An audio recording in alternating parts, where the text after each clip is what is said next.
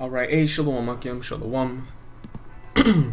First and foremost, as always, before we get started, giving all praise, honor, and glory unto the Heavenly Father, Yahweh, Bahasham, Yahweh Shai, Bahasham, Racha HaKodash.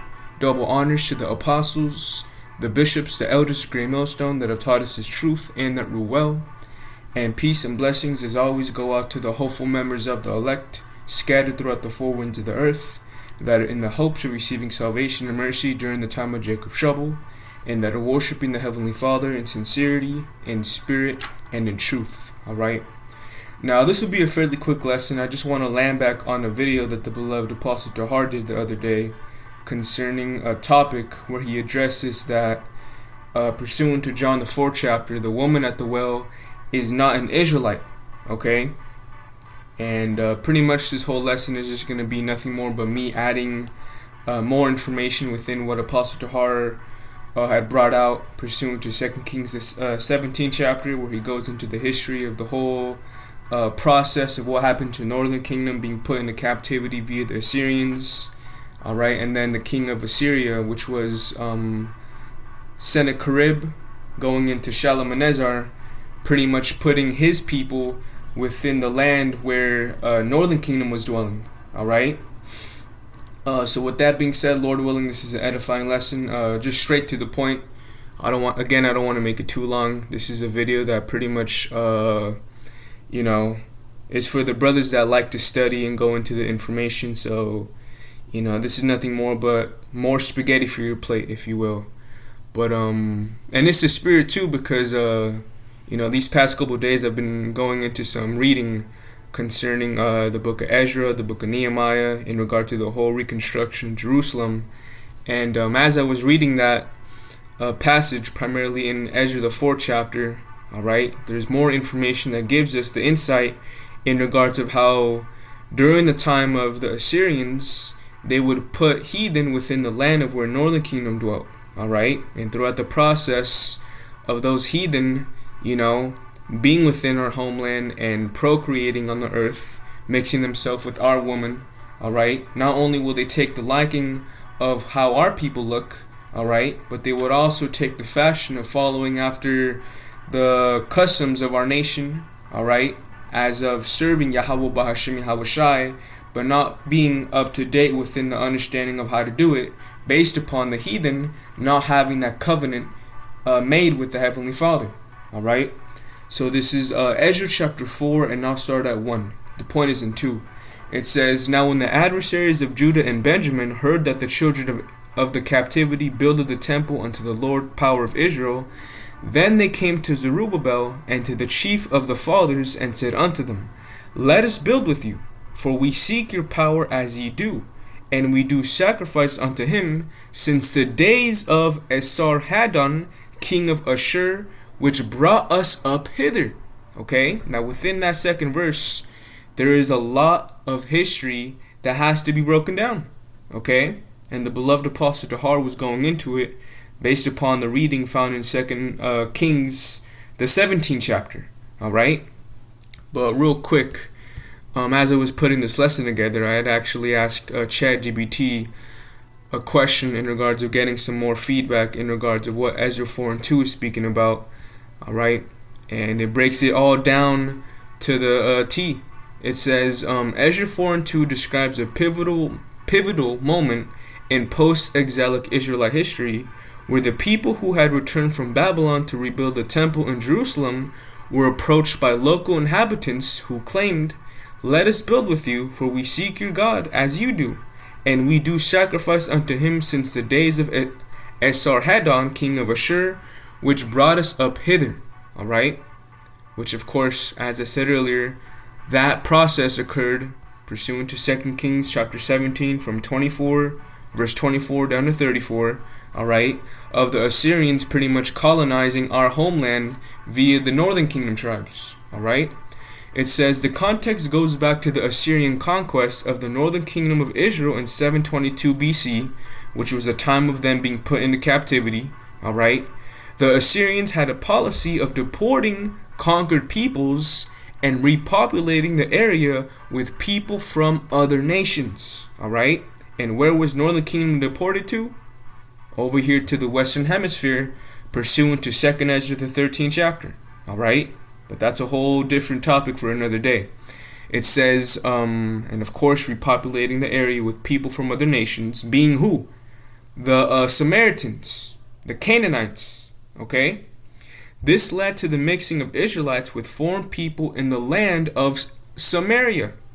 Esarhaddon, king of Assyria, reigning approximately from 681 through 669 BC, sent colonists to repopulate Samaria. These settlers brought their own gods and religious customs, but also learned about the Heavenly Father, Yahweh, alright, not Yahweh, the power of Israel, especially after experiencing plagues and disasters pursuant to 2 Kings the 17th chapter. Okay?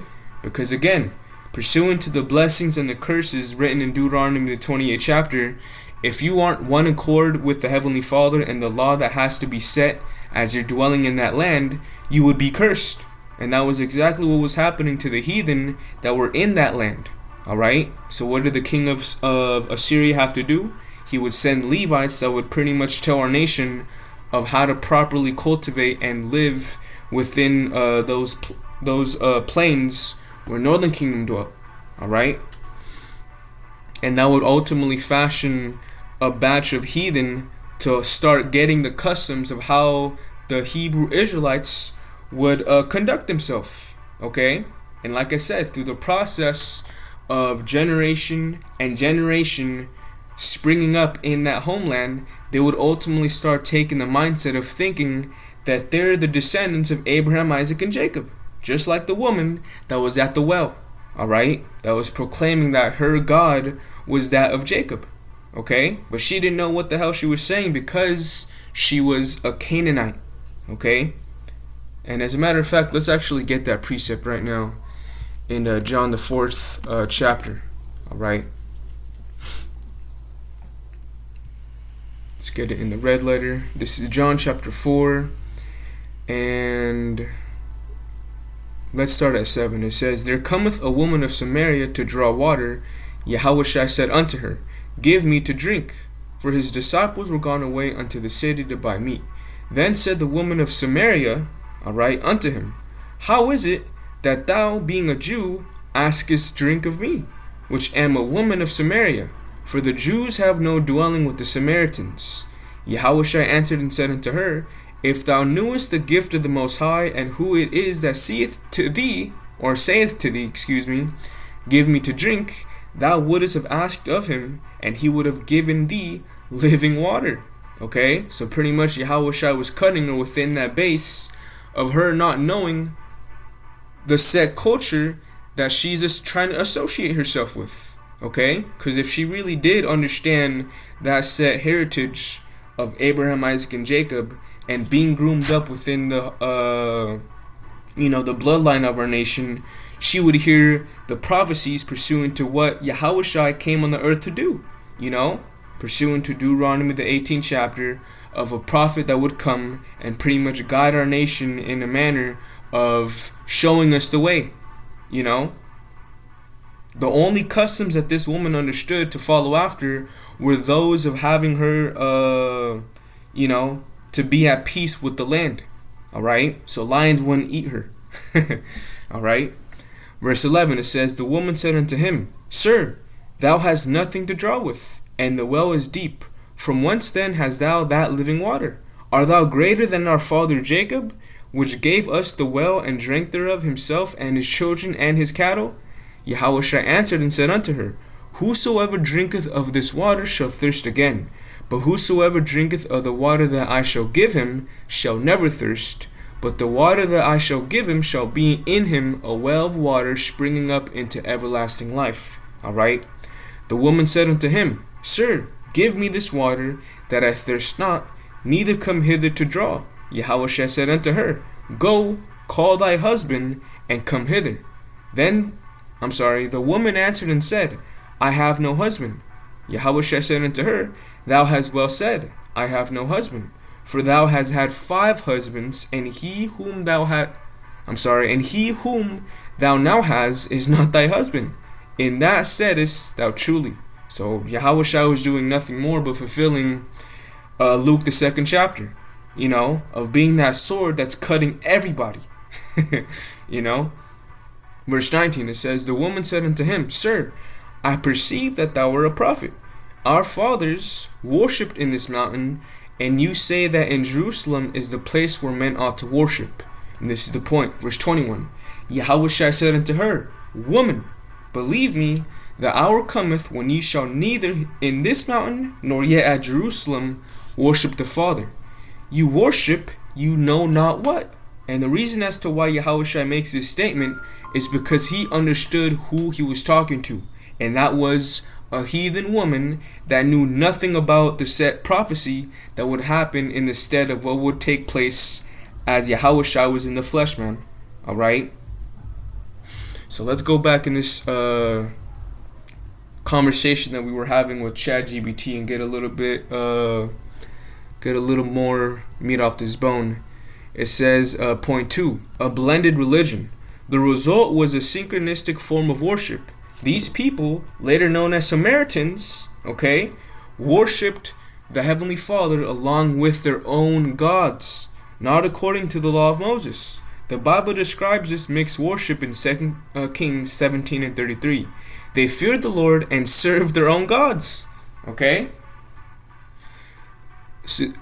Right, it says, so by the time of Ezra, these inhabitants had developed a corrupt form of the Most High's worshipped, not based on covenant obedience, but on blending him with pagan customs.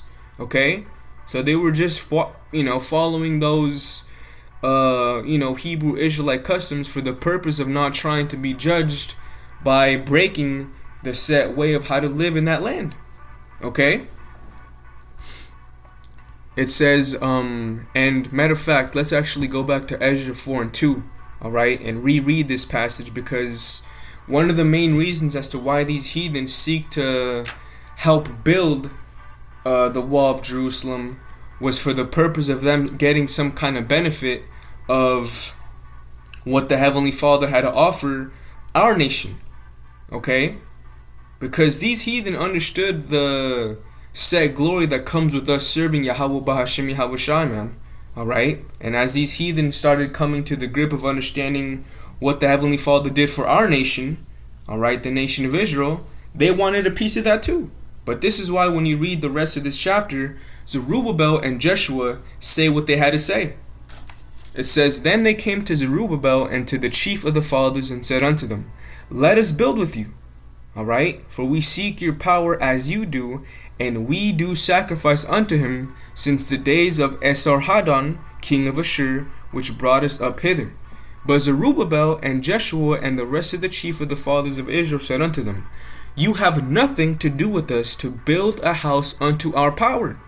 And is this not a similitude of what Yahushua was telling this woman at the well?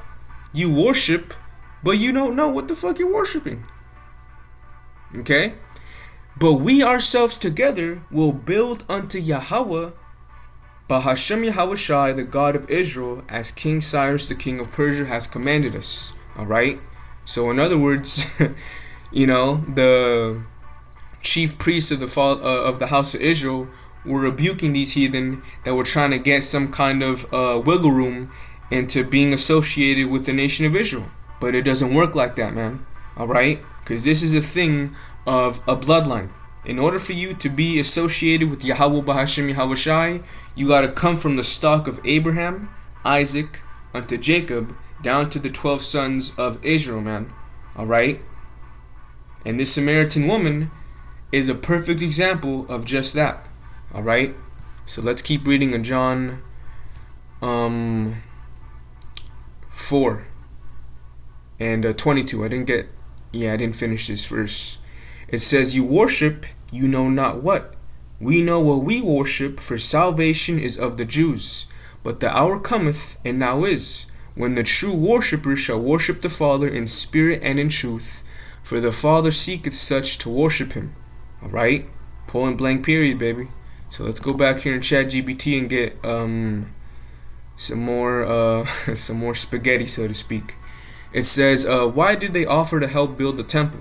Pursuant to Ezra 4 and 2. Their offer in Ezra 4 and 2 sounds respectful on the surface, but was politically and spiritually dangerous. Their motives were likely mixed. Alright? Religious claim. They claimed a form of shared worship. Alright? Political leverage. Helping build the temple might give them influence or control over Jerusalem and the returning Jews. Okay? And keep in mind, during this time, a lot of these heathens saw the wealth of what was inside the temple of the Heavenly Father. Alright? Based upon the first couple chapters of Ezra, it tells you how the Heavenly Father put the Spirit upon King Cyrus to give our nation, alright, predominantly the southern tribes, to take the things from Babylon back into the temple. And it was a bunch of gold, man. You know what? I got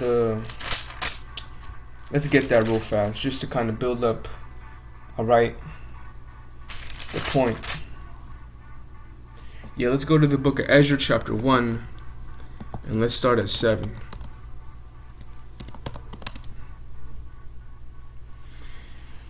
It says, Also Cyrus the king brought forth the vessels of the house of the Lord, which Nebuchadnezzar had brought forth out of Jerusalem, and had put them in the house of his gods.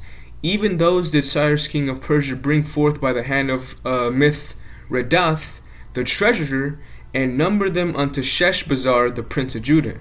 And this is the number of them: 30 chargers of gold, 1,000 chargers of silver, 29 knives, 30 basins of gold, silver basins of a second sort, 410, and other vessels 1,000. All the vessels of gold and of silver were 5,400. Excuse me. All these did Sheshbazzar bring up with them of the captivity that were brought up from Babylon unto Jerusalem. Okay? So all these heathen understood the said glory and the treasure that was found within the temple. Alright? And believe you me, these heathen wanted a piece of that. Okay? But again, they have no part in that. Because at the end of the day, the Heavenly Father is only dealing with one nation and one nation only. And that's Yashar Allah. The so-called Negroes, Latinos, and Native Americans that are now coming back to that heritage. Alright? And are fulfilling what we just read in John the 14th chapter. Alright?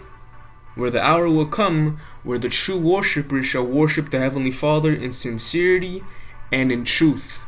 Alright? So let's go back here in Ezra 4 and 2 in regards of ChatGPT and read a little more. It says, false unity. They wanted to appear cooperative while continuing in their own practices. Alright? That's exactly what these heathen do, man. You know? One day they worship, JC, and then a year goes by and they're, they still got the Bible in their house, but they also have another form of an idol. Whether it's a Buddha, whether it's a damn Allah, they're all over the place, man. And that would bring corruption within our nation. Alright? It says, why did Zerubbabel and Joshua reject them? It says they rejected the offer because these people were not true worshippers of the God of Israel. Allowing their involvement would compromise the purity of worship and the covenant mission. The returnees were under divine instruction to rebuild in faithfulness, not in compromise. Okay? And that's beautiful, man. Because the whole premise of you reading Ezra and the book of Nehemiah was to show forth the said sincerity of our nation wanting to get back the Heavenly Father, And within that process, we didn't take any kind of shortcuts, okay? I believe when you read the book of Nehemiah, it tells you that it took 52 days to rebuild the wall as well as Jerusalem, okay? They didn't take any shortcuts, man, all right? Because it was all done in the manner of having faith. Alright? And trying to bring back that accord with Yahweh Bahashim Yahweh Shai.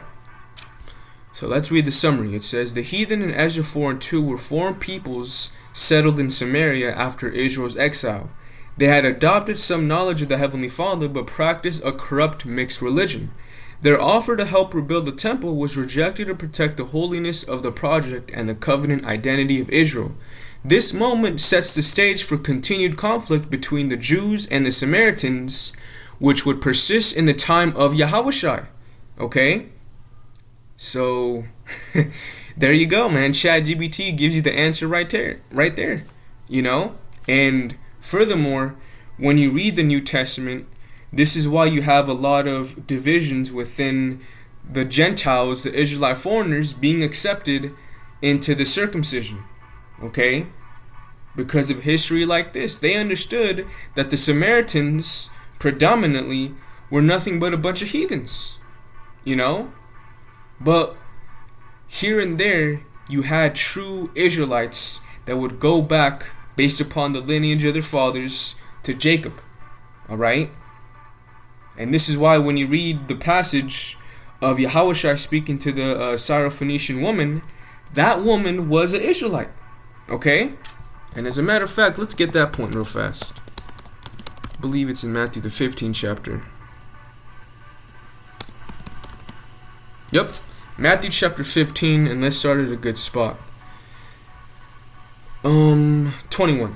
It says, Then Yahushua went thence and departed into the coast of Tyre and Zidon.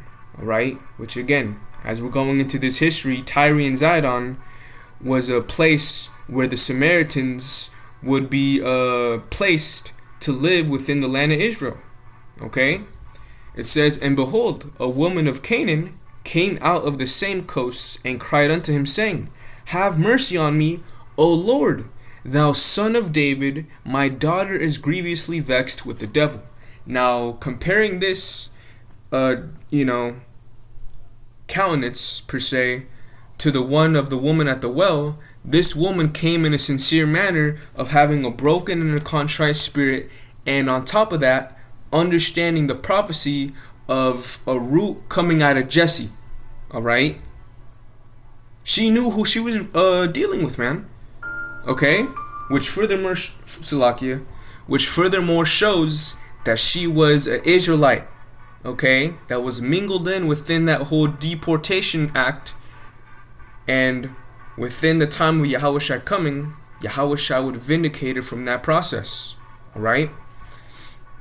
Verse 23. But he answered her not a word.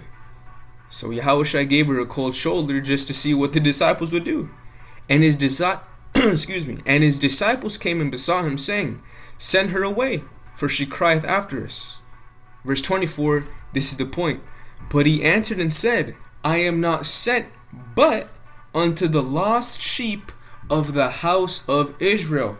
Alright? So in other words, Yahushua was telling the disciples, leave her alone.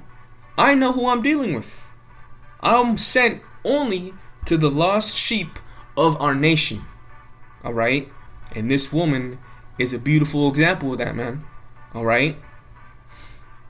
So with that being said, Lord willing, this was an edifying lesson for you brothers and sisters. Again, I didn't want to make this too long. I just wanted to land back on this video that the beloved Apostle Jahar made concerning these men from Sons of Thunder, breaking down the whole John the 4th chapter completely incorrect. Their whole rhetoric of trying to say that the woman at the well is an Israelite is complete bogus. It makes no sense, man. Alright? But again, I want to give all praise, honor, and glory to Yahweh, Bahasham, Yahweh Shai, Bahasham, Racha HaKodash. Double honors to the apostles, bishops, and elders of Great Millstone. Peace and blessings unto the elect. Shalom.